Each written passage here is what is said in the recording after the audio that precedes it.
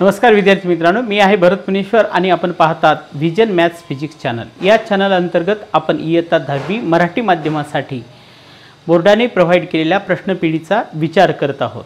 तर आपण संभाव्यता या प्रकरणावरील प्रश्न क्रमांक 1 ए बी, प्रश्न क्रमांक 2 ए बी, प्रश्न क्रमांक 3 ए बी ऑलरेडी संपवलेला आहे। आज आपण प्रश्न क्रमांक 4 याचा विचार करणार आहोत।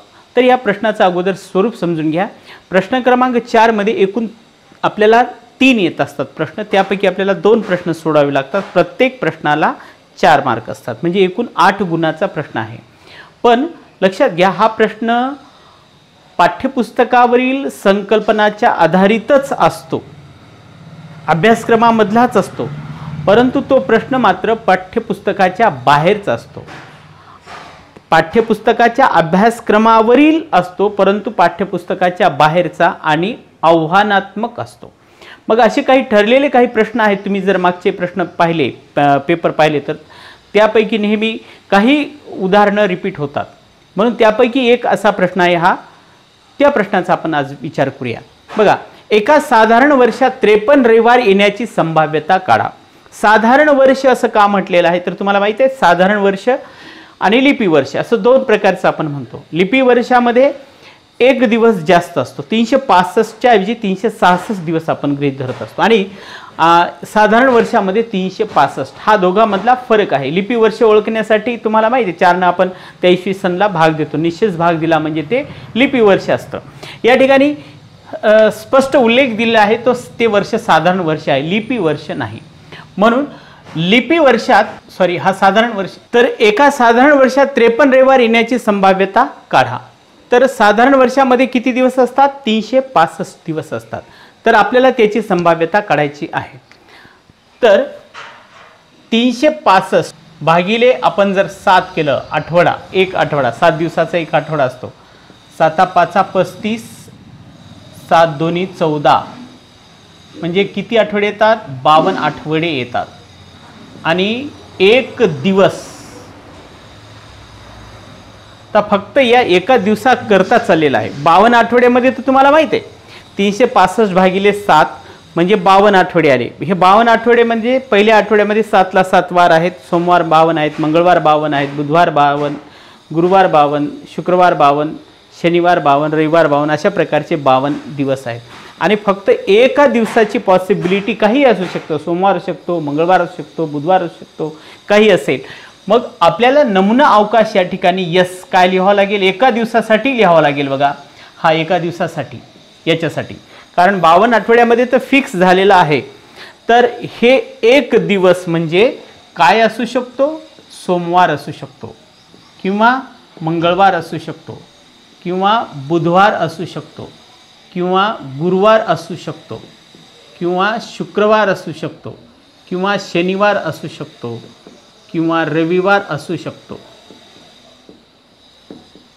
म्हणजे एकूण किती? एन ऑफ एस बरोबर किती होतात? 1 2 3 4 5 6 7, एन ऑफ एस बरोबर आहे 7। त्याच्यानंतर घटना ए। आता घटना ए आपल्याला काय करायचं? फक्त रविवार संदर्भात बघायचं। रविवार एका दिवसासाठी आहे। मग आता याच्यामध्ये रविवार ए म्हणजे किती येतात घटक? फक्त एकच घटक येतो, म्हणून रविवार लिहूया। आणि म्हणून एन ऑफ ए बरोबर आहे 1 येईल। आता याची संभाव्यता पी ऑफ ए बरोबर आहे एन ऑफ ए छेद एन ऑफ एस, म्हणजेच पी ऑफ ए बरोबर आहे एन ऑफ ए किती आहे? 1 आहे, आणि एन ऑफ एस किती आहे? 7, म्हणजे पी ऑफ ए बरोबर किती मिळालं आपल्याला? 1/7 ही त्याची संभाव्यता आहे। 1/7 ही याची संभाव्यता येते। लक्षात आलं? बघा, हे प्रश्न अतिशय सोपा आहे। आपण काय केलं? एका साधारण वर्षात 53 रविवार येण्याची संभाव्यता काढत आहोत। मग एका वर्षामध्ये एकूण किती दिवस असतात? 365। 365 मध्ये किती आठवडे आले? 52 आठवडे, आणि किती दिवस उरला? 1 दिवस। आता याच्यामध्ये तर सर्वच आहेत 52 आठवड्यामध्ये, एका आठवड्यामध्ये 7 ला 7 दिवस असतात। फक्त आपल्याला हे म्हणजे 52 रविवार याच्यात आले, पण आपल्याला 53वा रविवार बघायचा. 53वा रविवार एका दिवसासाठी येऊ शकतो. म्हणजे तो एक दिवस जो उरलेला आहे तो कधी सोमवारी येऊ शकतो, मंगळवारी येऊ शकतो, बुधवारी येऊ शकतो, गुरुवारी येऊ शकतो, शुक्रवारी येऊ शकतो, शनिवारी येऊ शकतो आणि रविवार हा एक दिवस एवढा येऊ शकतो. म्हणून नमुना अवकाश आपला 7. घटना त्याच्यापैकी आपल्याला फक्त रविवार पाहिजे. रविवार किती वेळेस आला? एकच वेळेस. म्हणजे पी ऑफ ए बरोबर एन ऑफ ए भागिले एन ऑफ एस बरोबर आहे 7. आता याच ठिकाणी दुसरा प्रश्न सुद्धा आपण याला दुरुस्त करूया. हे दुसरा प्रश्न याच्यामध्ये लगेच दिलेला आहे बघा. हे साधारण वर्षाच्या ऐवजी काय दिलं तिथं? लिपी वर्ष दिले. एका लिपी वर्षात 53 रविवार येण्याची संभाव्यता काढा.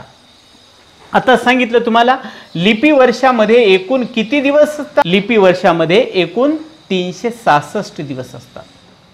मग या 366 ला जर आपण 7 ने भागलं तर 52 आठवडे येतात. आणि किती दिवस उरतात? आता 2 दिवस उरतात. आता हे 2 दिवस महत्वाचे आहेत बघा. ह्या 52 आठवड्याचं काही घेणं देणं. आपण ह्या 2 दिवसामध्ये काय येऊ शकतो? 2 दिवस ते बघा. तर ह्या 2 दिवसामध्ये आपल्याला नमुना अवकाश काय येऊ शकतो? हे 2 दिवस काय असू शकतात? सोमवार मंगळवार असू शकतो, किंवा मंगळवार बुधवार असू शकतो, किंवा बुधवार गुरुवार असू शकतो, किंवा गुरुवार शुक्रवार असू शकतो, शुक्रवार शनिवार असू शकतो, शनिवार रविवार असू शकतो, किंवा रविवार सोमवार असू शकतो. हे जे 2 दिवस आहेत ते यापैकीच 2 दिवस असू शकतात. एक तर सोमवार मंगळवार असेल, मंगळवार बुधवार असेल, बुधवार गुरुवार असेल, गुरुवार शुक्रवार असेल, शुक्रवार शनिवार असेल, शनिवार रविवार असेल, किंवा रविवार सोमवार असेल. तर किती होतात एकूण? हे 1 2 3 4 5 6 आणि 7. म्हणजे एकूण घटक या ठिकाणी याच्यामध्ये आपल्याला किती मिळालेत? नमुना एन ऑफ एस नमुना अवकाशमध्ये एकूण घटक किती मिळाले? 7. हे 7. आता त्यापैकी घटना काय दिलेली आहे? 53वा रविवार येण्याची 53वा रविवार येण्याची संभाव्यता. म्हणून एस बरोबर आहे 53वा रविवार येण्याचा. म्हणजे काय असेल? या ठिकाणी रविवार किती वेळेस येतात बघा. हा एक आणि हा एक 2 वेळेस आहेत. म्हणून या ठिकाणी आपल्याला लिहावं लागेल शनिवार रविवार या ठिकाणी, आणि दुसरं कुठ आहे? रविवार सोमवार. म्हणजेच एन ऑफ एस या ठिकाणी किती आलेलं आहे? 2. म्हणून पी ऑफ ए बरोबर आहे एन ऑफ ए छेद एन ऑफ एस. म्हणून पी ऑफ ए आहे 2 आणि एन ऑफ एस किती आहे आपलं? 7. म्हणून लिपी वर्षात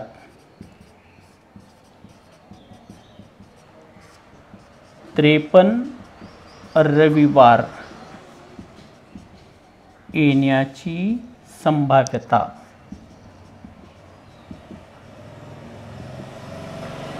207 आहे. याच्यानंतर शेवटचा प्रश्न याच्यामधला, प्रत्येक कार्डावर 1 याप्रमाणे 1 ते 36 संख्या लिहून तयार केलेली 36 कार्डे खोक्यात ठेवली तर पुढील घटनांची संभाव्यता काढा. आता ह्याच्या अगोदर आपण काय करू? नमुना अवकाश लिहूया. खोक्यामध्ये एकूण किती आहेत? एकूण 36 कार्डे आहेत. म्हणजेच नमुना अवकाश एन ऑफ एस बरोबर आहे 36. हे क्लिअर झालं. आता बघूया घटनेचा विचार करूया. काढलेल्या कार्डावर संख्या पूर्ण वर्ग असणे. काढलेल्या कार्डावर पूर्ण वर्ग संख्या असणे. आता 1 ते 36 म्हणजे 1 2 3 4 5 6 असं 1 ते 36 असतं. आता आपल्याला हे नमुना अवकाशमध्ये 1 ते 36 असं पूर्ण लिहायची गरज नाही. फक्त काय करायचं 1 2 3 असं लिहून लास्टला किती घ्यायचं हे 36. म्हणजेच n(s) बरोबर किती झालं 36. आता काढलेल्या कार्डावरील संख्या पूर्ण वर्ग असणे. याच्यामधल्या अशा संख्या घ्यायच्यात की ते पूर्ण वर्ग संख्या आहेत. म्हणजे उदाहरणार्थ बघा हे 1 पूर्ण वर्ग संख्या आहे. त्याच्यानंतर 4 पूर्ण वर्ग संख्या आहेत. त्याच्यानंतर 9 पूर्ण वर्ग संख्या आहे. त्याच्यानंतर 16 पूर्ण वर्ग संख्या आहे. त्याच्यानंतर 25 ही पूर्ण वर्ग संख्या आहे. आणि लास्ट मग आता काय ते 36 एक पूर्ण वर्ग संख्या आहे. म्हणजे n(a) बरोबर आहे किती मिळतं मग 1 2 3 4 5 6. म्हणून p(a) बरोबर आहे n(a) छेद n(s). म्हणून p(a) बरोबर आहे n(a) 6 आणि n(s) किती आहे 36. म्हणजेच p(a) बरोबर 6 1 6 6 6 36. म्हणून काढलेल्या कार्डावरील संख्या मूळ वर्ग येण्याची संभाव्यता किती आहे 1/6 आहे. ठीक. त्याच्यानंतर दुसरी घटना बघा नंबर 2. दुसरी घटना काय काढलेल्या कार्डावरील संख्या मूळ संख्या असणे. काढलेल्या कार्डावरील संख्या मूळ असणे. आता सर्व मूळ संख्या घ्यायच्या. मूळ संख्या आपल्याला कोणत्या येतात ते बघा एक एक बघूया आपण. पहिली समसंख्या असणारी एकमेव संख्या आहे मूळ 2. त्याच्यानंतर 3 याप्रमाणे आपण घेऊ शकतो. 2 3 त्याच्यानंतर कोणती येते 5 त्याच्यानंतर कोणती येते 7 त्याच्यानंतर कोणती येते 11 13 17 त्याच्यानंतर 17च्या नंतर 19 23 29 आणि 31 32 33 34 35 36 ह्या येणार नाही. म्हणजे n(b) बरोबर आहे एकूण किती होतं 1 2 3 4 5 6 7 8 9 10 11 एकूण किती संख्या झाल्या 11. म्हणून p(b) बरोबर आहे n(b) छेद n(s). म्हणून p(b) बरोबर आहे 11/36. म्हणून काढलेल्या कार्डावरील संख्या मूळ असणे संभाव्यता 11/36 आहे. आणि लास्ट आता तिसरं काढलेल्या कार्डावरील संख्या 3 ची विभाज्य असणं. सी घेऊया आपण याला.